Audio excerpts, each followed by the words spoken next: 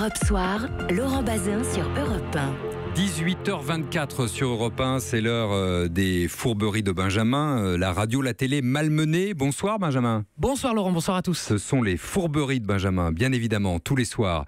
Aujourd'hui, vous êtes très vert. Oui, puisqu'aujourd'hui c'était la 100e de l'excellente émission Circuit court. C'est tous les jours, comme chacun sait, de 13h à 14h sur Europe 1, émission sur les nouveaux modes de consommation et l'environnement. 100e émission, l'occasion de faire un point. Le français est-il écolo ? Écoutez le réalisateur du film Demain, Cyril Dion. Il y a une étude là, de l'UFC Que Choisir qui doit dater de 2 ou 3 ans qui montrait qu'on recyclait en réalité à peu près 25% de nos déchets. Oui. Donc c'est carrément nul à chier. Alors, je l'aurais pas dit comme ça, mais effectivement c'est peu. Pour autant, doit-on être optimiste pour la suite ? Je peux que être optimiste parce qu'on est tellement nul qu'il faudrait qu'on s'améliore. Ça peut que être mieux. Alors c'est vrai qu'il y a du boulot. Vous êtes écolo, vous Laurent ? Ma femme plus que moi. Bon, très bien, c'est déjà ça. Alors lui, en tout cas, est hyper écolo. Lui, c'est Arnold Schwarzenegger. L'écologie est le nouveau combat de sa vie. Et Cyrielle Ariel l'a rencontré, la chanceuse, pour Europe 1. Il explique ce que devenir écolo a changé dans son quotidien. Chez moi, j'éteins toujours la lumière. Ah bah c'est bien, c'est écolo. Quoi d'autre ? J'ai toujours aimé les gros 4x4. Donc j'ai un Hummer que j'ai envoyé par exemple pour le passer en hydrogène.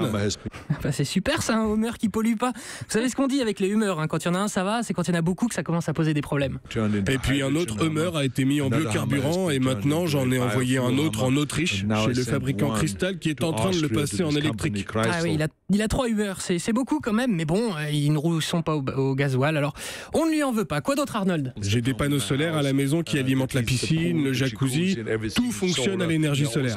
Ouais, là on est loin du cliché de l'écolo crado qui prend une douche par semaine et n'a pas changé de pull depuis un mois. C'est un vieux cliché quand même. L'écologiste de demain consomme un jacuzzi et il est content. Oui, il consomme pas moins, parce qu'être écolo, c'est consommer moins, parfois. Et oui, d'ailleurs, le réalisateur Cyril Dion a relevé un pari. Il n'achète plus rien en première main, que de l'occasion. Le résultat sur sa consommation est excellent.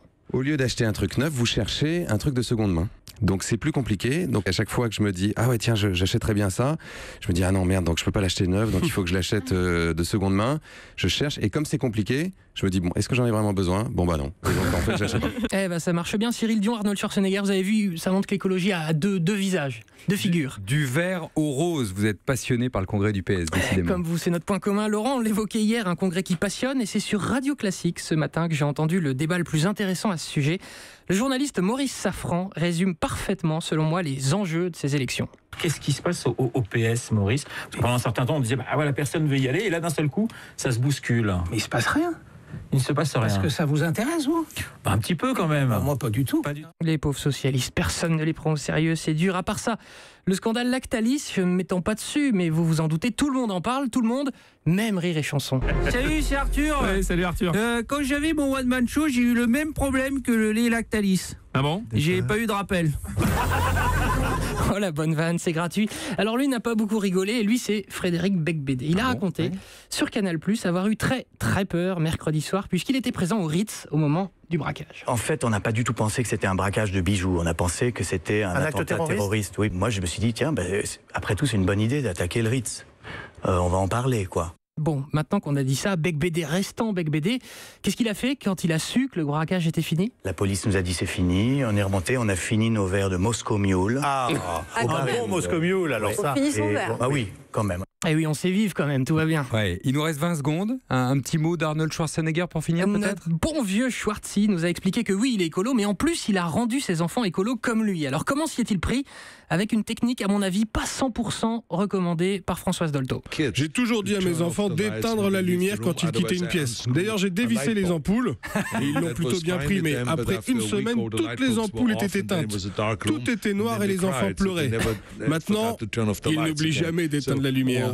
Tu m'étonnes, l'écologie offensive, c'est pas mal. Benjamin Muller. Europe 1.